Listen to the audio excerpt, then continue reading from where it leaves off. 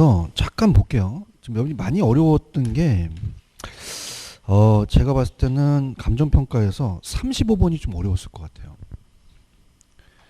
좀 어려웠죠, 그죠? 근데 35번이 생각지 못하는 문제인데요. 이게 이제 예전에는 우리 공인중개사 많이 나왔었는데 좀 끊겼는데 감정평가 시험에 나왔거든요. 그래서 실질임대료는 요거는 이제 나중에 제가 말씀드렸잖아요. 지금 제가 자료 드린 것만 60점이라고요. 여기는 안 넣었거든요. 근데 이제 나왔기 때문에 이거는 나중에 혹시라도 기본서라든지 요약서 나중에 한번 참고해 주시기 바랍니다. 그래서 35번을 좀 강하게 갈게요. 35번을 제가 만약에 그냥 나오지 않은 예상 문제라면 추천을 안 해드려요.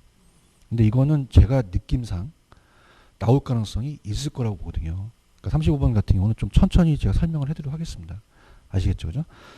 35번에 좀 많이 갈렸죠, 그죠? 그래서 이렇게 해서 이제 실질임대료인데 이건 다 더하면 돼요. 더하면 되는 거니까 이따가 말씀드리겠고, 일단은 33번 들어갈 차례죠. 그래서 이제 요약을 볼게요. 우리가 요약을 보시면은 페이지로는 42페이지를 같이 보시면서 합니다. 도시 내부 구조 이론이라는 게 있죠. 그래서 33번은 정답 확인 몇 번? 2번이 정답이죠. 자, 버제스는 어떻게 돼요? 그 박스를 한번 보세요. 자, 버제스의 동심원 이론은 중전 저고통이죠, 그죠? 그래서 중전 저고통스러워요. 개론이 버거워요. 자, 그러면은 중심 다음에 전이가 점이에요, 그죠? 점이. 그 다음에 저소득, 고소득, 통근자지대죠. 그럼 이번에 버제스의 동심원은 저소득이 고와 통근자지대 사이에 있는 건 아니죠. 오히려 고가 저와 통근자 사이에 있는 거죠. 저는 점이와 고소 사이에 있는 거죠. 2번이 틀렸죠, 그죠? 그 다음에 1번은 버제스는 튀네네 이론을 따왔어요. 당연히 농촌을 도시로 응용한 거죠. 자, 3번. 호이트는 이 선자가 부채 선자죠. 부채 들고 호잇. 그럼 우리가 이 중심 업무지구를 중심으로 교통론에 따라서 고주택은 교통망이 가까이 있는 게 고급이에요. 하급은 반대 있죠. 그럼 4번. 그럼 호이트는 주택 가격이 지불 능력이 아주 중요하다는 얘기죠. 이 도시 주거 공간의 유형을 결정하는데 가장 중요한 요인이 되겠고요. 다핵심은 동종업종끼리 서로 집중이 맞겠죠. 집중이 맞겠죠, 그죠? 이렇게 보시면 되고요. 그 다음에 이제 여러분들이 전 페이지를 가셔서 우리가 이제 지대론 41페이지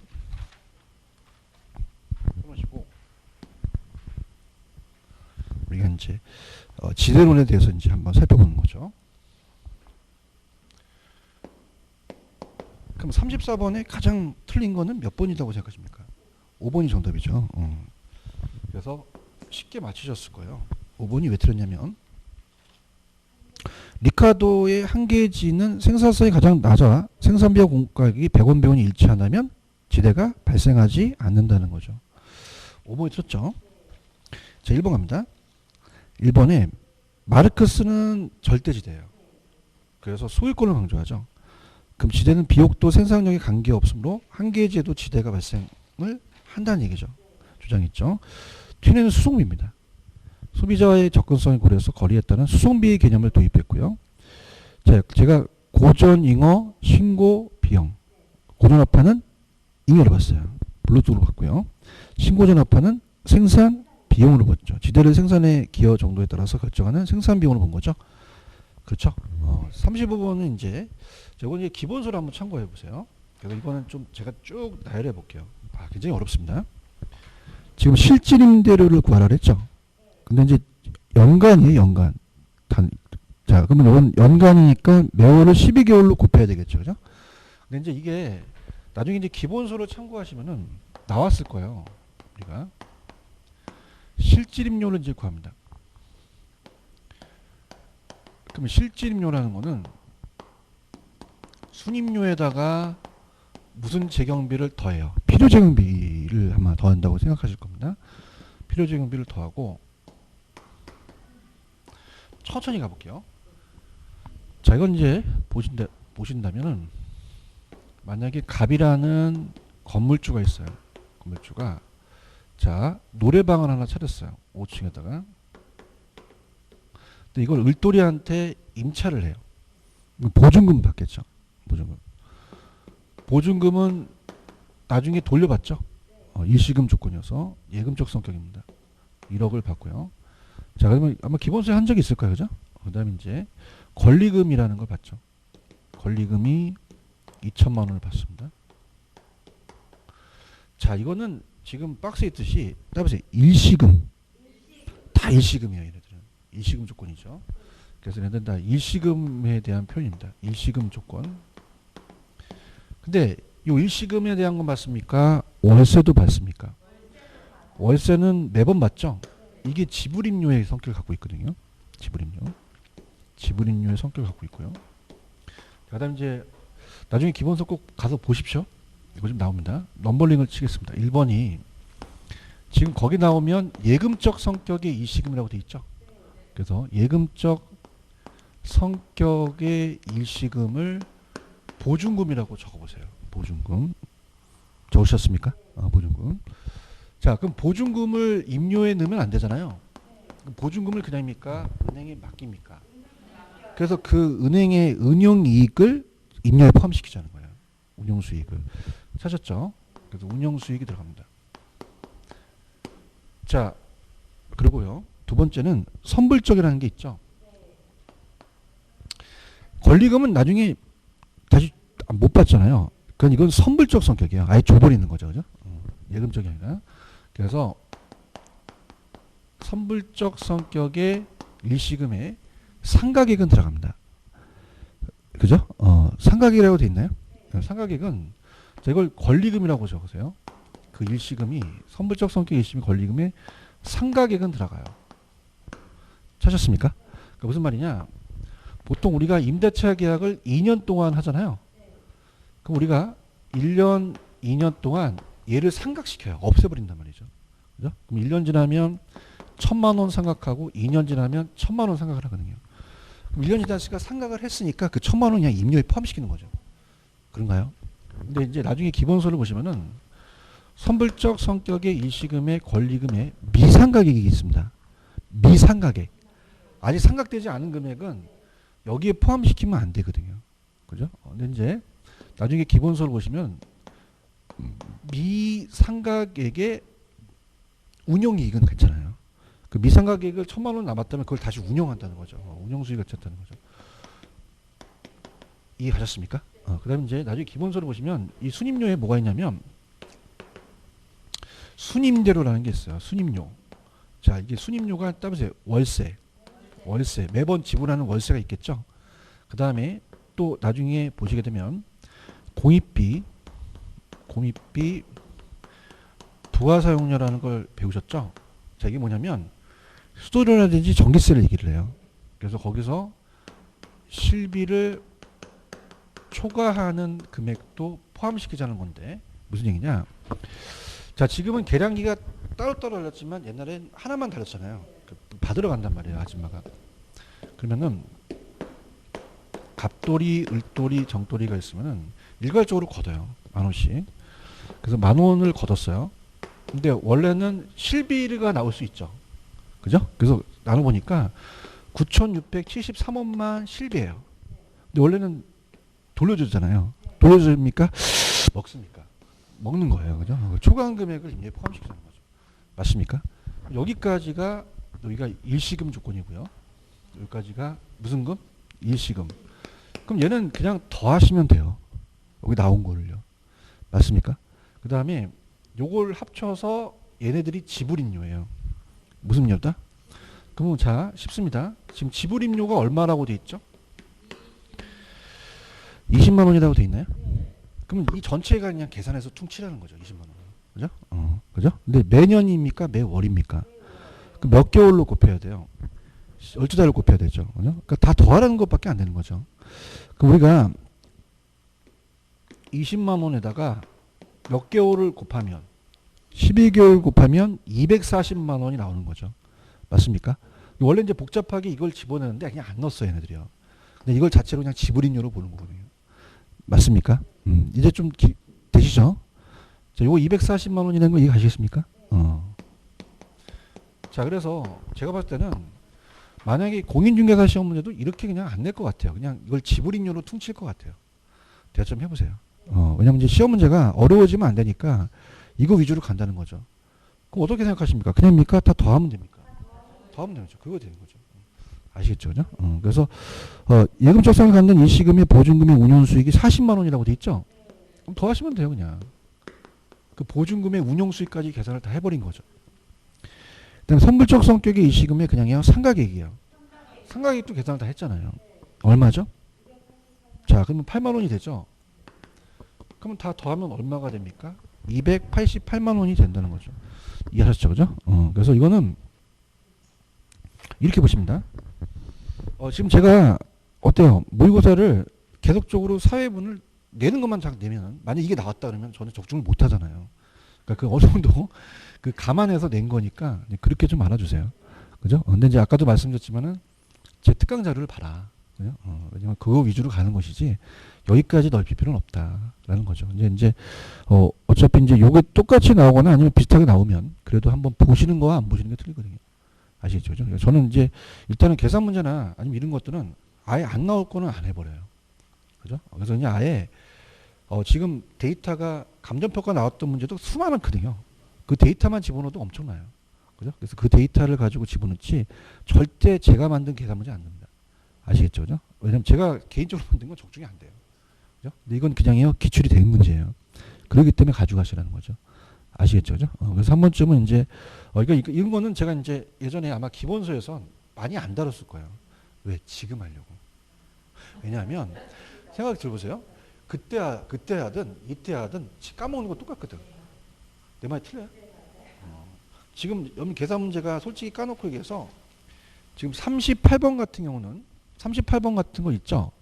38번 38 오늘 문제 38 그러면 거기도 이 계산 문제에 들어가는 거예요. 그잖아요. 38번 같은 경우는 이 유형을 잘 아셔야지만 되거든요. 그죠? 그래서 이거는 연습 많이 했잖아요. 대상이 올라간다. 연습 안 했을 거예요. 왜 안 했냐? 어차피 모르거든. 그러니까 어차피 10월 달에 터뜨리는 게 나한테 난 거야. 아시겠습니까?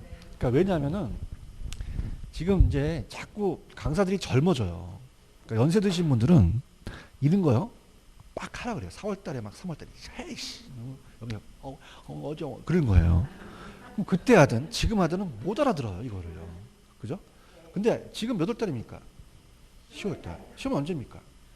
얼마 남았죠? 그럼 아예 그냥 찍어서 맞히라는 얘기 많이 나오면 그죠? 그래서 뭐 아니면 도라는 거지. 그치? 그래서 그렇게 한 거예요. 알겠습니까? 그래서 수업 시간에 이거 잘 안 했던 거예요. 이해하셨죠? 그죠? 다시 한번 가볼게요. 그러니까 우리가 시험에 기출이 됐었어요. 우리 공인중개사 시험 문제도. 그러니까 여러분이 좀 이렇게 볼게요. 조금 시간을 제가 좀 적어놓은 게 아니라 우리가 벌써 30회잖아요. 15회 때 어렵게 주제가 됐습니다. 아시네. 그 뉴스에 나왔어요. 공인중개사가. 뉴스에 한 10분 보여주는 건 처음이에요. 공인중개사가. 왜냐하면 그때 이 합격생이 한 3%인가 2%밖에 합격생이 안 봤어요. 그래서 머리 깎고 데모했습니다. 그 15다시 시험을 또 봤어요. 난 제 시험 본 건 처음입니다. 공무원도 제 시험을 안 봐요. 대단한 거예요. 국민고시거든요. 그죠? 그 다음서부터 얘네들이 쫄았어요. 쫄아서 표준 목차를 만들어서 나올 것만 냅니다.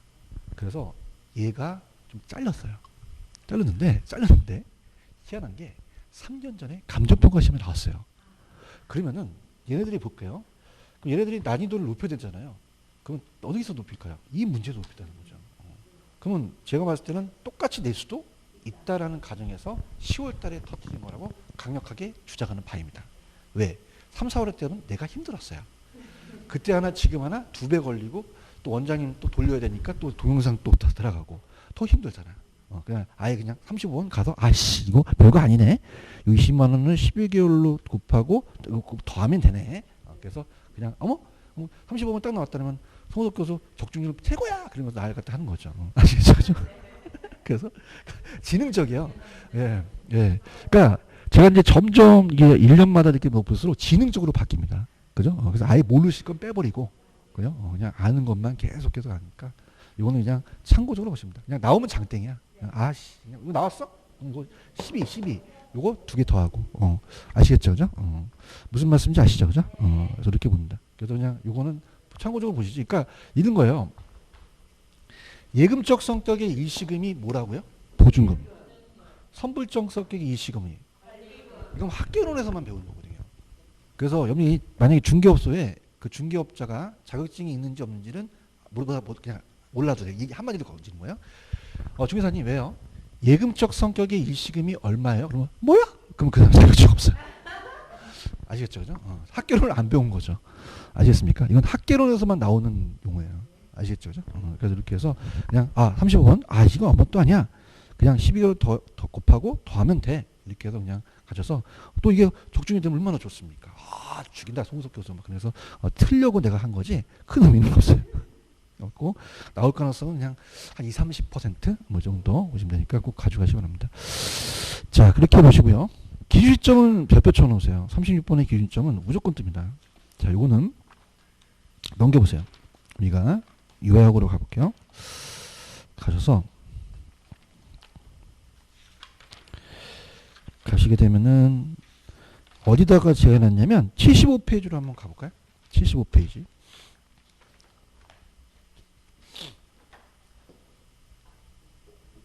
가셨습니까? 75페이지 가시면은 자 거기 밑에 보시면 기준 시점이라는 게 있죠? 오래간만에 한번 갑시다. 기준점은 평가에 규정된 시점이에요. 무슨 원칙과 관련됩니까? 변동의 원칙. 한번 보시는 게 좋아요. 무슨 원칙?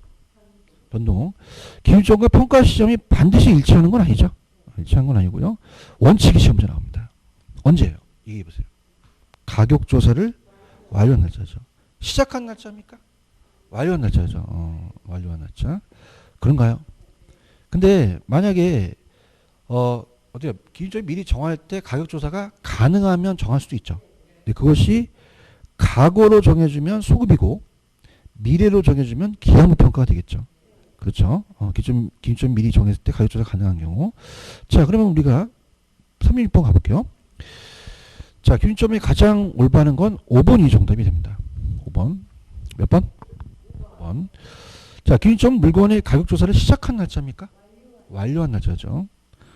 필수적 기재사항은 맞죠? 그 다음 2번. 기준점은 감정평가액 산정 기준이 기준 일자를 말한다는 건 맞죠? 감정평가사만이 기준점을 결정하는 건 아닙니다. 그래서 5번이 그 해설이에요. 자, 그냥야 의뢰인이 요청할 수도 있어. 요청에 의해서 정해주기도 한다는 거죠. 그렇죠? 참여 가격조사가 가능한 경우 그 날짜를 기준점으로 정할 수도 있다라고 하시죠. 자, 3번. 자, 아까 제 요약에도 확인했지만 기준점의 확정의 중요성을 인식하는 건 가격제 원칙의 변동의 원칙과 관련되겠죠. 그런가요? 기준점은 감정평가를 실시한 날짜가 원칙입니까? 가격조사 완료입니까? 가격조사 완료 날짜가 원칙이고, 자, 우리가 기준점 미리 정할 때는 그걸 정할 수도 있죠. 근데 현재에서 만약에 과거의 특정일을 기준점을 잡는 것은 소급평가하면 됩니다. 소급평가가 되고, 그 다음에 미래를 기준점을 적는 거는 기한부평가가 됩니다. 기한부평가. 바뀌었죠, 그죠? 이렇게 해서 바뀌었다. 꼭 체크해서 정답은 5번이 정답이죠. 37번의 별표 3개. 가격제 원칙은 무조건 떠요. 90%입니다. 그래서 우리가 요약으로 한번 가보죠. 가서 페이지 76페이지로 갑니다. 자, 76페이지로 가시면은 자, 들어볼게요. 76페이지 갑니다. 자, 37번의 정답은 가장 맞는 건 2번이 정답입니다. 2번 맞습니다. 자, 34번의 테마사를 가시면은 9번하고 10번을 한번 보세요. 9번, 10번 찾으셨습니까? 그래서 답이 균형, 적합, 이게 가장 유력해요. 그죠? 그래서 균형이라는 것은 기자입니까? 내부 구성 요소입니까? 네, 내부 구성 요소예요. 이게 나와야 돼요. 그래서 만약에 20층짜리 빌딩에 지하 주차장이 없으면 내부 구성 요소죠. 근데 10번의 적합은 외부 환경이 들어갑니다. 그런가요? 외적과 경제하자. 그래서 외부 환경과에 대한 적합이에요. 그럼 균형이에요? 적합이에요? 적합이죠. 자, 그래서 이거는 시장 안의 주택 같은 거. 시장 안의 주택은 이 주택의 내부적인 게 아니라 외부 환경이 안 맞죠. 그래서 가장 유력한 게 1번이에요. 건물과 부지의 적합이라고 돼 있죠. 그럼 건물과 부지의 적합의 내부 구성 요소는 무슨 원칙? 균형이 되는 거죠.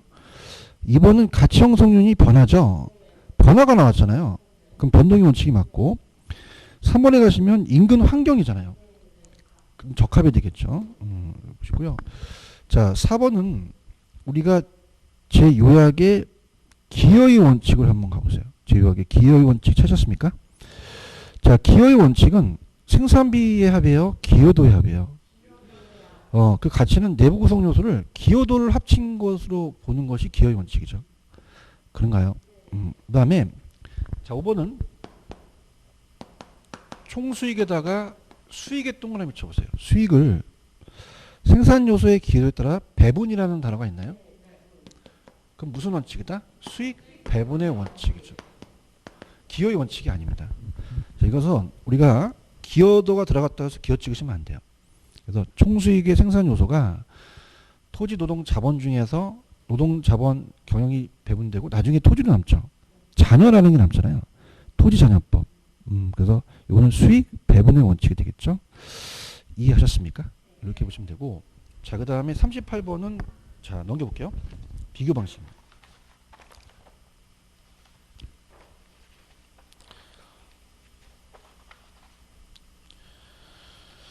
자, 넘기시면은 교재.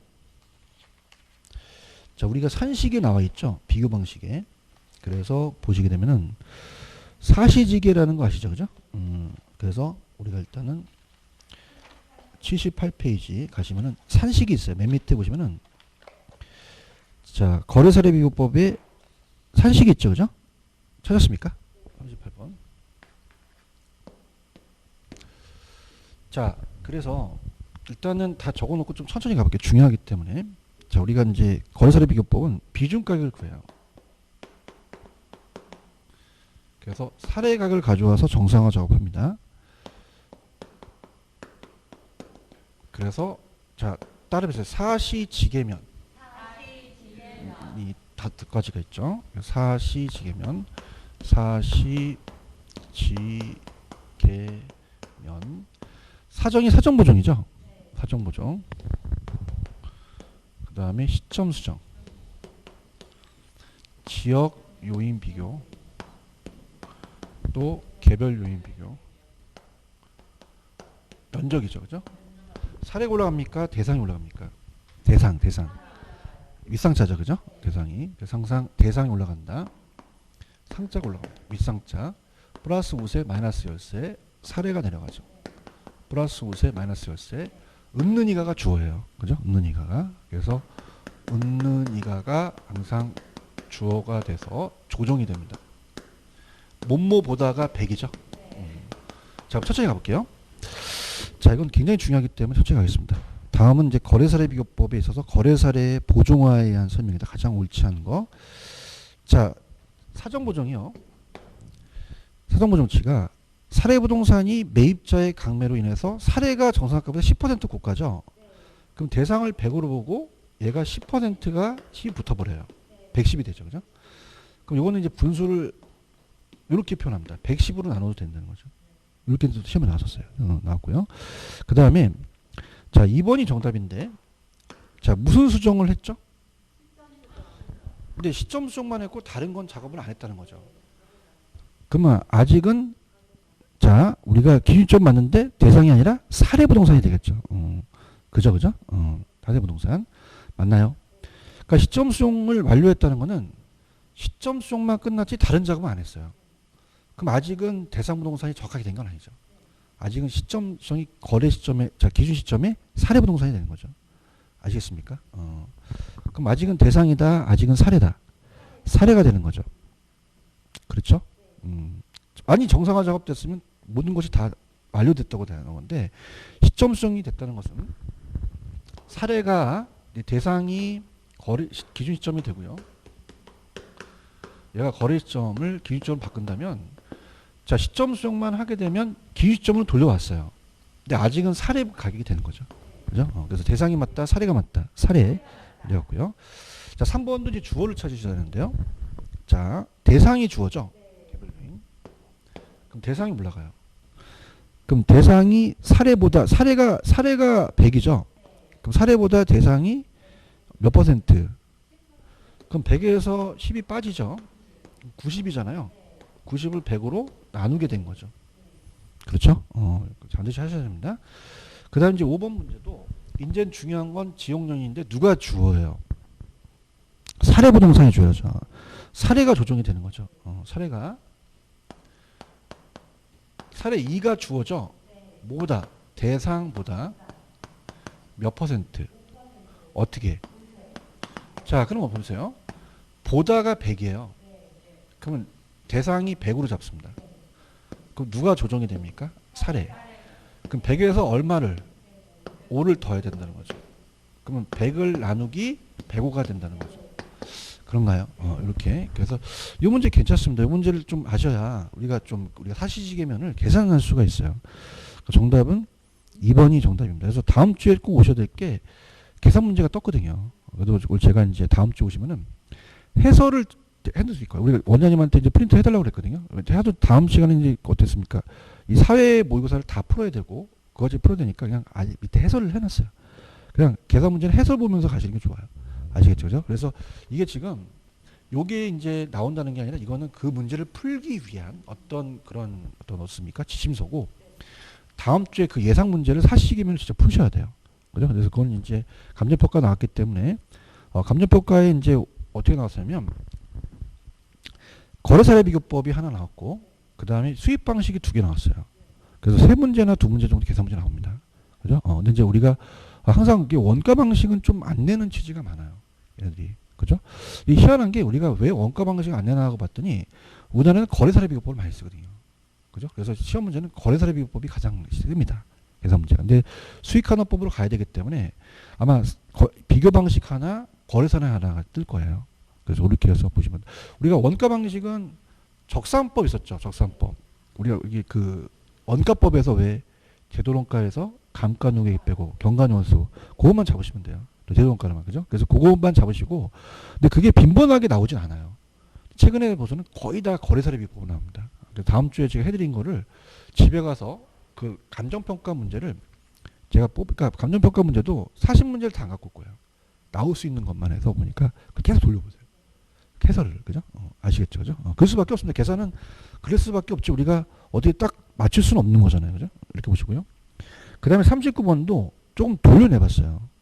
근데 왜 그러냐면은 이게 방문각이라는 모의고사도 저번 달에 나왔던데 지금 얘가 지금 어떤 게 좀 어렵냐면요. 그 경제적 내용 연수라는 잔존 연수가 어려워요. 찾았습니까? 자, 그래서 일단은 지금 여러분이 78페이지로 가시면은 수익환원법에 산식이 있죠. 78페이지 오른쪽에 가시면 수익환원법이라는 게 있잖아요. 찾았습니까? 그래서 이제 제가 이 요약 강의에서는 3방식을 구체적으로 제가 안 했어요. 왜냐면 3방식을 해봤자 점수가 잘 안 나오거든요. 제가 드리는 다음 주에 그 3문제 계산 문제만 좀 가져가세요. 아시겠죠? 그죠? 근데 여기서는 우리가 이제 아마 이 문제는 조금 어려웠을 거라고 좀 봅니다. 근데 이제 수익 가액을 구해요. 지금 우리가 수입 방식이죠. 그죠? 그래서 이제 여기서는 수익 가격을 구합니다. 수익 가격을 구해서 수입 방식의 건물의 가치는 수익 가격인데 들어보세요. 솔직히 까놓고 가공기 유용순이 나와요. 가공기. 근데 여기서는 지금 총수익과 총비용이라는 게 나왔죠. 그러니까 예전에는 시험 문제가 이 총수익과 총비용을 뺀 게 순수익이에요. 그런가요? 그래서 그게 순수익이 됩니다. 그죠? 순수익. 그럼 여러분 생각해 보세요. 그럼 순수익은 얼마겠어요? 총 5천이 되겠죠. 여기 가시겠습니까? 그래서 총수익에서 총비용을 빼는 게 옛날에 주구장창 나왔었어요. 그러면 총수익에서 얼마를? 총비용을 빼죠. 그럼 1억에서 얼마일까요? 그럼 얼마예요? 5천이죠. 그럼 자 이렇게 볼게요. 어차피 자 찍는 건 50대 50이잖아요. 그래서 제가 30회 때 문제를 쫙 봤어요. 그죠? 문제 봤더니 옛날 문제는 얘를 10%로 낼 가능성이 굉장히 크거든요. 그죠? 10%로. 몇 퍼센트로? 근데 요즘은 이제 8% 이렇게 많이 내지만 이건 좀 딱 떨어지게 하려고 한 거죠. 그죠? 웬만하면 얘가 10%라는 거를 좀 생각을 해보시면 됩니다. 그러면은 5억이 답이 될 가능성이 큰 거죠. 그런가요? 근데 이제 이게 뭐냐면, 자, 우리가 지금 토지예요. 여기 건물이에요. 건물은요, 자본 수익률에다가 자본 회수율을 더해요. 그죠? 근데 자본 회수율을 더하는데, 이 자본 회수율이 감가상각률이거든요. 감가상각률. 자, 근데 이제 뭐냐면, 이 감가상각률이 내용연수를 봐요. 잔존 내용연수로. 몇 년이 잔존 내용연수입니까? 20년이죠. 지금 찾았습니까? 자, 그러니까 무슨 말이냐? 자본 수익률은 5% 나왔죠. 5%인데, 들어보세요. 자, 만약에 10년분의 1이면 10%씩 10년이면 100% 환원한다는 얘기입니다. 그런가요? 그럼 20년이라는 거는 몇 퍼센트씩 20년 동안. 그래서 20분의 1은 5%가 회수율이 된다는 거죠. 이해하셨습니까? 그래서 그러면은 요 자본 회수율은 몇 퍼센트다? 5%가 되는 거죠. 이해하셨죠? 그죠? 그래서 이제 이게 지금 안 나오고 있거든요. 근데 이제 모의고사에서 타 모의고사에 2달 전에 냈더라고요. 그죠? 그래서 이제 이런 것들도 한번 생각을 해보셔야 되는 거죠. 이해하셨습니까? 그러니까 이제 보통 이제 우리 시험 문제는 그냥 한원율이라고 나와요. 좀 그죠? 무슨 율이라고 나온다? 그냥 이렇게 가세요. 근데 이제 예전에 출제된 게 이 한원율은 자본 수익률에다가 건물은 회수율까지 고려하거든요. 그죠? 근데 감가상각률이라는 게 없잖아요. 근데 그냥요 잔존 내용 요소는 있어요. 그것분의 일로 해서 자본 회수를 하자는 거죠. 감가상각을. 이해하셨죠? 그죠? 이렇게 하시니까 이건 뭐 어차피 문제 자체가 이제 어렵게 나온다면 이렇게 나오니까 이렇게 하시면 됩니다. 이해하셨나요?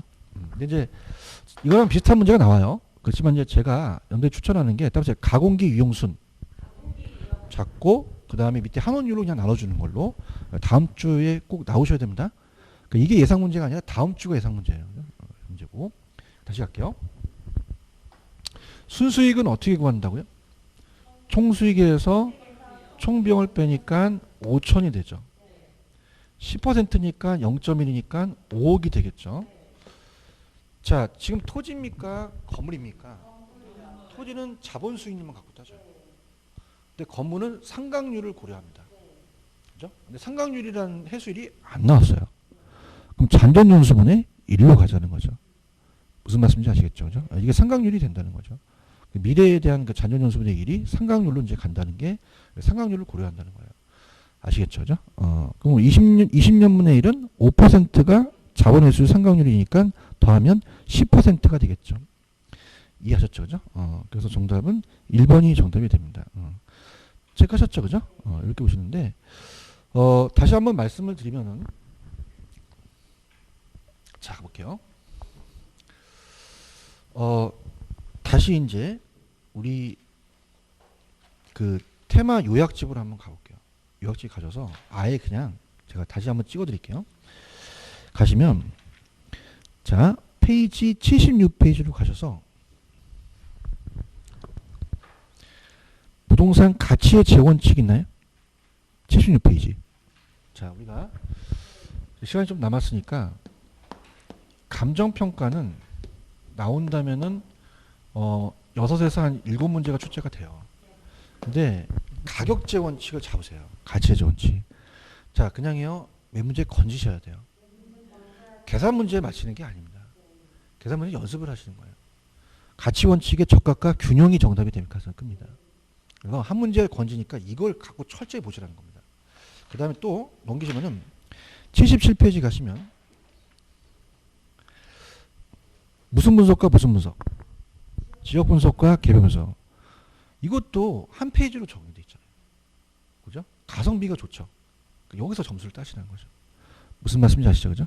감정평가 어렵기 때문에 제가 3방식을 뺀 이유가 있어요. 3방식은 그냥 다음 주에 제가 드린 계산 문제만 가져가세요.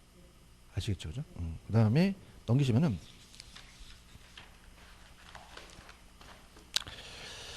테마 36에 3방식 7방법 박스 있죠? 박스는 가져가셔야 됩니다. 그 박스에 있는 것이 가로치어서 나올 수 있고요. 그 다음에 이제 다음 주에 제가 감정평가에 관한 규칙 수익환원법과 수익분석법을 바꿔냈거든요. 수익환원은 환원 나오고 수익분석은 분석 나옵니다.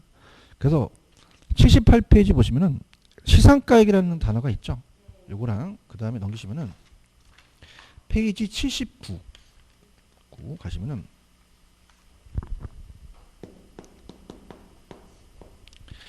감정평가에 관한 규칙이 있나요? 놀라운 사실은요. 6문제가 나올 때 여기서 3문제가량 나왔었어요. 굉장하죠. 그죠? 그러면 이건 여러분들이 16번까지 안 보시면 안 되는데 중요한 건 굵은 글씨 위주로 가세요. 좀 생각해 보세요. 이 규칙을 다 암기할 수 있나요? 그러면 굵은 글씨가 키포인트입니다. 아시겠죠? 그러니까 굵은 글씨를 여러분이 왜 그게 중요한지를 보시고 굵은 글씨 위주로 가라는 거죠. 아시겠습니까? 그래서 예전에 이제 감정평가를 제가 다 적중했을 때가 이때거든요. 그래서 6문제 중에 3문제가 여기서 나왔어요.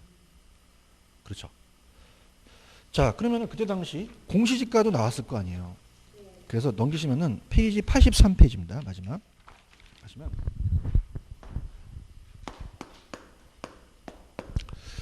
공시지가 있나요? 찾았습니까? 83페이지. 100% 시험에 나옵니다. 100%. 찾았죠, 그죠? 근데 이제 이게 이제 바뀐 게 있기 때문에 제가 이따가 바뀐 걸 좀 말씀을 드릴 거예요. 그죠? 이따 말씀을 드리면서 갈 텐데요.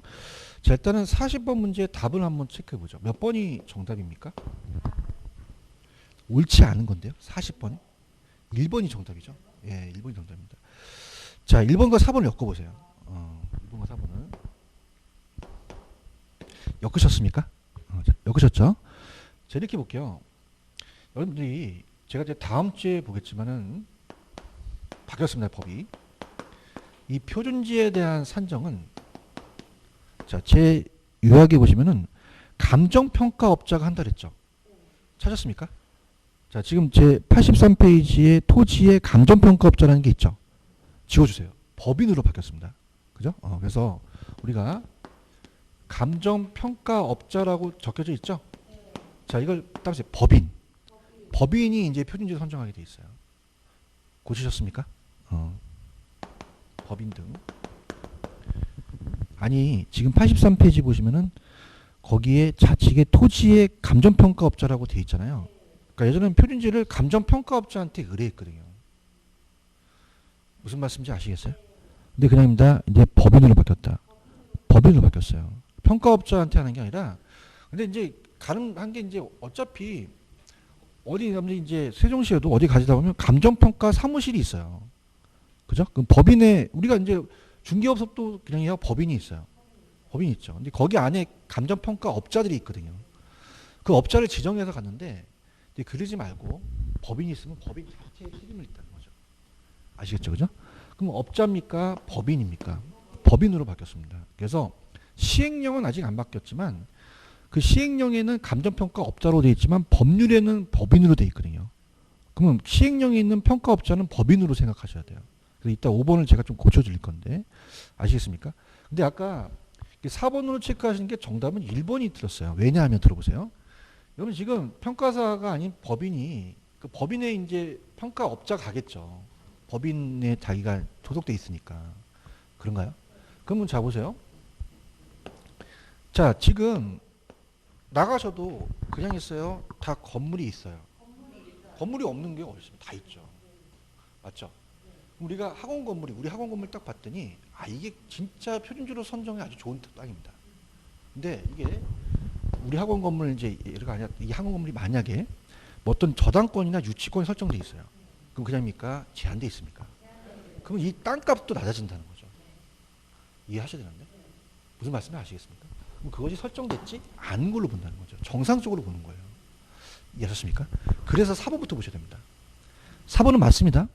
대답 좀 해주세요. 표준지에 정착물이 있을 때 그 정착물이 존재하지 아니한 거로 보고 표준공시가를 평가해야 된다고 돼 있죠. 가자. 아시겠죠? 자 보세요. 만약 이게 뭐 여러 가지 사법상 권리 설정되어 있으면 이 땅값도 낮아지겠죠. 그게 표준지만 말이 안 맞잖아요. 이게 적당하다면 이 토지만 평가하라는 거죠. 그래서 나지상정으로 평가하는 거예요. 이해하셨습니까? 그러면 여러분들 4번은 맞는 지문입니다. 그럼 1번이 틀렸겠죠. 그럼 1번은 표준지에 지상권이 설정돼 있죠. 그럼 그걸 반영할까요? 하면 큰일 나죠. 반영하면 표준지가 됩니까 그게? 안 되죠. 평가사가 아닌데 만약에 10,000원인데 지상 설정돼 있어요. 그냥요 떨어져요. 그럼 2,000원으로 하게 되면 그게 표준지가 됩니까? 안 된다는 거죠. 오케이? 그러면 설정돼 있어도 그 권리가 가액을 산정 반영 안 합니다. 그럼 무슨 말이냐? 현재 건물 또는 그 밖에 정착물이 있거나 지상권 또는 그 밖에 토지 상승을 제한하는 사법사용 권리가 설정돼 있었을 때 그 권리가 존재하지 아니한 것으로 가자는 거죠. 맞습니까? 자, 이거는 다음 주에 제가 잠깐 드리겠지만 표준주택과 공동주택도 똑같아요. 표준도 그냥이 돼요? 표준이 돼야 돼요? 공동도 공동이 돼야 되죠. 그래서 항상 표준과 공동은 적정가격이라는 게 붙거든요. 아시겠습니까? 그러면 1번이 틀렸다고 생각하십니까? 그죠? 그 다음 2번과 3번을 묶어보세요. 자, 이걸 왜 제가 같이 묶어놨냐면 30일과 서면은 똑같아요. 근데 이의 신청한 거와 통지하는 건 달라요. 자, 할게요. 표준지 공시가에 이의가 있는 자는 그 공실로부터 며칠 이내. 자, 표준지는 국장한테 서면으로 하죠. 근데 3번은 이의 신청이 아니라 이걸 다시 서면으로 통지하는 거예요. 그러면 이거는 30일인데 어느 날부터 30일이에요, 국장이. 이의 신청 기간이 만료된 날부터 30일이죠. 이 시청을 심사하여 그 결과를 신청인한테 서면으로 통지해야 되죠. 맞나요? 요거 나올 것 같아요. 이해하셨죠? 그죠? 그러니까 얘네들이 잘 바꾸는 게 30일을 잘 바꿉니다. 그죠? 그래서 얘네들이 그거 아시잖아요. 왜 계약 체결로부터 며칠이네? 30일. 그죠? 웃겨요. 그죠? 맞죠? 그럼 이것도 30이잖아요. 60이 나오면 안 되겠죠. 아시겠죠? 그죠? 그래서 내가 봤을 땐 60을 낼 것 같아요. 이해하셨습니까? 구두요? 서면이요? 전자문서도 가능하죠. 표준지는 누구한테 합니까? 국장한테 하는 거죠. 1, 2번을 이해하셔야 된다는 거죠. 맞습니까? 그래서 지금 5번은요. 시행령은 평가업자라고 되어 있어요. 다시 갈게요. 표준지 산정은 누가 한다고요? 감정평가사 법인이 합니다.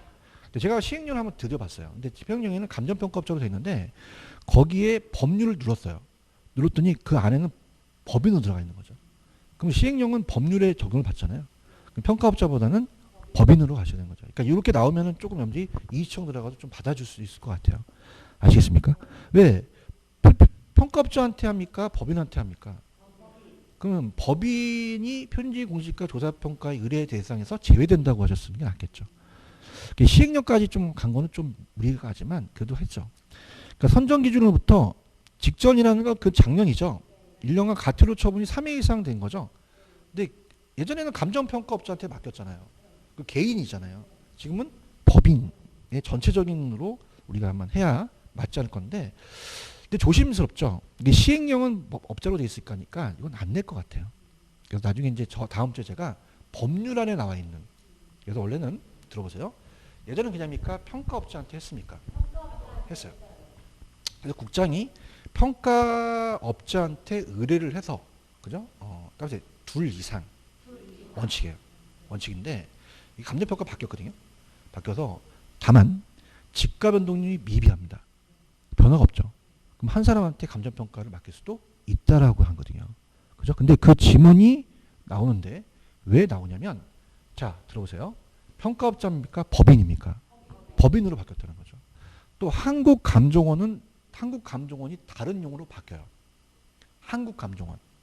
그건 안 가르쳐도 돼요. 왜 시험 안 나오니? 왜? 12월 달에 시행됩니다. 왜? 하지 말라는 거죠. 자, 좀 그렇게 볼게요. 교수님, 왜요? 왜 한국감정원이 바뀌는 걸 왜 얘기 안 해요? 그러면 헷갈리잖아. 시험이 언제니? 10월 32일이야. 12월 달에 시행돼. 내가 이걸 굳이 해봤자 나는 입만 아플 거고, 여러분들은 헷갈릴 거고, 괜히 안 되잖아.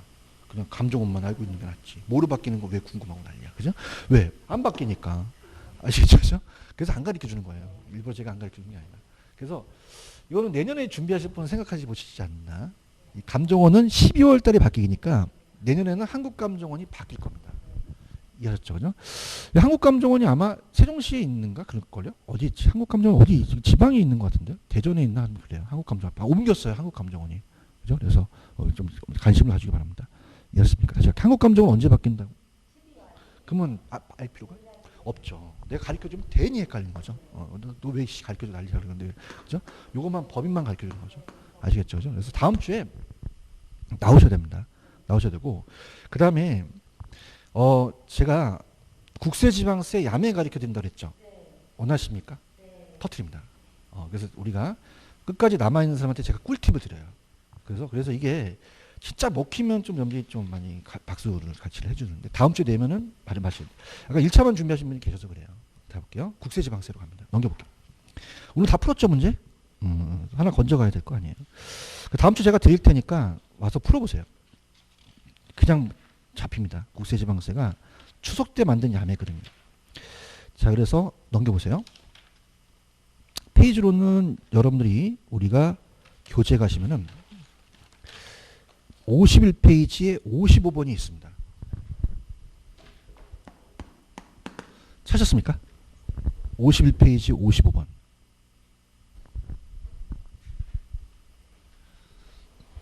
찾았어요?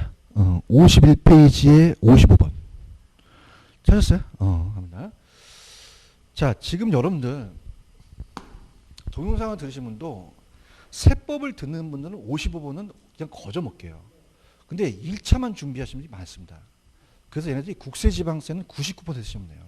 그래서 어떻게 제가 야매를 만들었냐면, 국세와 지방세가 시험 문제는 얘 3개 적용되고 얘 6개만 나옵니다. 우리 학교론에서는. 그죠? 그래서 어떻게 하냐면, 괜찮으면 좀 해요. 그래서 갑이란 놈이 얘한테, 얘가 소득을 많이 번다는 걸 알고 얘한테 국가가 세금을 부과합니다. 따라서 국부. 얘한테 막 세금 부과했어요. 자, 그럼 얘는 그냥입니까? 스트레스 쌓입니까? 그래서 종기가 생겼어요. 종량이라는 건 뭐냐면 종기거든요. 종량. 그죠? 혹. 종량이 생겼어요. 그럼 종량이 생긴 증상이 있죠. 병세가 생긴 겁니다. 자, 증상이 나타났다. 증상이 나타난 거죠. 이해했습니까? 자, 따라서 국부소득 종량 증상. 이것만 잡으시면 돼요. 그럼 국세죠. 부가가치세는 국세입니다. 소득세는 무조건 국세입니다. 소득세 무조건 국세예요. 그러면 양도소득세는 외울 필요 없죠. 왜? 소득세니까. 종합부동산세 들어가죠. 부동산세 들어가고요. 그 다음에 증여세가 있고 상속세가 있어요. 그렇죠. 근데 더 제가 죽이는 거 가르쳐 드릴게요. 지방세만 암기하세요. 국세는 따로 온다. 오케이? 왜냐면 제가 항상 유량저량 할 때 적은 것 쪽으로 가라 그랬잖아요. 그럼 지방세 3개만 암기하시면 얘는 아는 게 안 해도 돼요. 오케이? 왜? 국세와 지방세를 나눠서 찾는 거거든요. 그런가요? 그럼 지방은 자, 을돌이가 지방에 가서 얘가 을돌이 기자예요. 취재는 뭐냐면 기사를 취재하는 거예요. 조사하는 겁니다. 맞습니까? 그럼 취재해서 이걸 가지고 그냥이야 본사로 가. 그래서 등록을 해요. 그래서 갑니다. 자, 따라서 지방 취재 등록. 어머타임 지방 취재 등록. 이것만 암기하세요. 이것만 암기하시면 나머지는 다 국세입니다. 그럼 무조건 맞추신다는 거죠. 오케이? 자, 그러면 어떻게 된다? 지방세죠. 제가 등록이 등록면허세가 되는 거죠. 이해하십니까? 그러면은 지금 55번이 보입니다. 자, 가볼게요. 여러분들 따라서 지방 취재 등록. 여기 국세 찾으라고 그랬죠. 그럼 1번에 취득세 들어가진 않죠. 2번에 등록 들어가진 않잖아요. 3번에 취득 등록 안 들어가죠. 그럼 4번에 지방 취재 등록이 없잖아요. 4번이 국세입니다. 죽입니다. 아시겠습니까? 그러면 어떻게 됩니까? 5번에 돼야 그렇죠? 지방 취재죠. 재산세가 들어갔으니까 아니라는 거죠. 아시겠죠? 자, 그럼 따라서 객관식. 묘입니다. 동영상 들어보세요. 괜찮습니까? 얘기해 보세요. 그럼 주관식입니까? 객관식입니까? 자, 국세를 암기할 필요가 있나요? 왜? 국세와 지방세를 나눠서 내니까. 그죠? 그래서 다음 주에 이 3가지가 5번에 정답이 돼 있어요. 그래서 같은 걸 찾으라고 나오거든요. 그러면 지방, 취재, 등록으로 가는 거죠. 아시겠습니까? 그럼 국세를 암기할 필요는 없네요. 그죠? 그래서 학교로는 그렇게 가는 겁니다. 오케이? 무슨 말 알겠어? 그럼 세법도 맞히겠네. 이렇게 해서 가시면. 근데 국세지방세는 무조건 떠요. 왜냐면 제가 감정평가도 강의 보면은 얘네 낼 게 없어요. 근데 국세지방세 내면 많이 걸려요. 왜냐면은 여러분들 지금 1차, 2차 동차라고 하죠. 어렵다 보니까 지금 동영상 들으시면 전국 수강생들이 2차를 포기합니다. 어차피 지금 힘들어. 그러니까 1차만 하겠다는 거지. 그러면 2차는 본다, 세법은 안 본다. 안 보면 전혀 그냥 날아가는 겁니다. 아시겠죠? 그죠?